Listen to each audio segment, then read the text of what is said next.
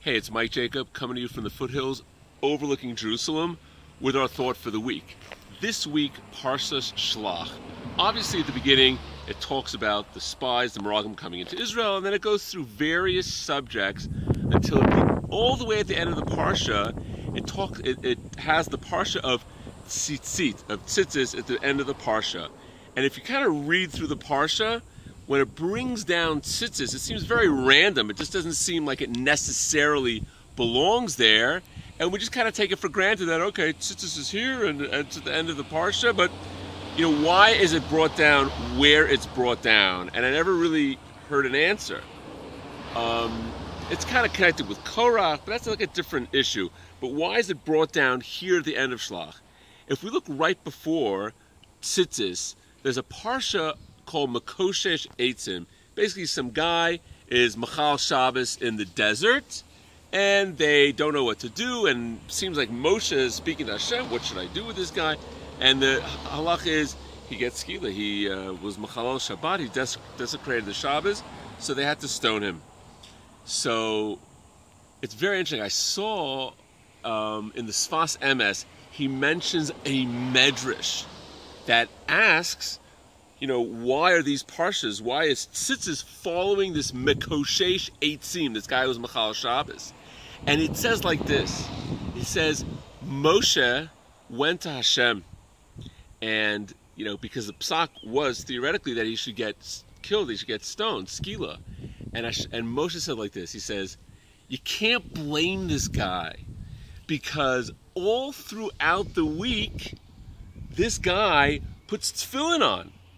He puts something to remind himself that he's a Jew all week long, 6 days a week. But Shabbos, he doesn't have tefillin. So how could you blame him? Because he doesn't have anything to remind himself that it's Shabbos. So Moshe was trying to find a limud zchus for this fellow. He was trying to argue with Hashem. Let this guy off. What does he have to remind himself for? Anyways, the psak was, Shabbos is Shabbos, man. You can't mess around with it.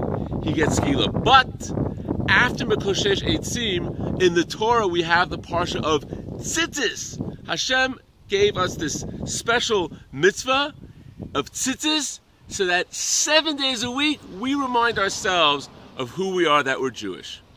So I just thought it's a beautiful concept, the concept of having something to remind ourselves constantly who we are, that we're Jewish. And I think it's something that I've observed, I've seen, I've experienced myself, that it's important to just remind ourselves, you know, throughout our lives that we're special, that we're Jewish, that we have something unique. So during the week it's tefillin or, you know, or tzitzis obviously.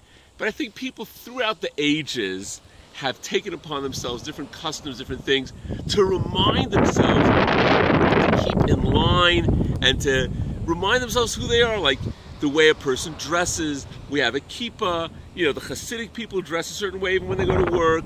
You know, now it's like an amazing thing in America, people, you know, in business, they always wear their kippah. It wasn't always like that.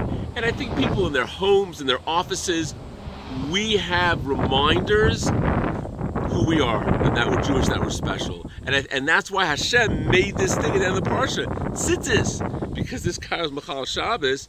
He says, okay, I'm going to make sure we have a reminder 7 days a week. And everybody in our own minds, we have to think, what can we do to remind ourselves that we are special and connect ourselves constantly to being part of Klal Yisrael, Am Yisrael. Shabbat Shalom, take care.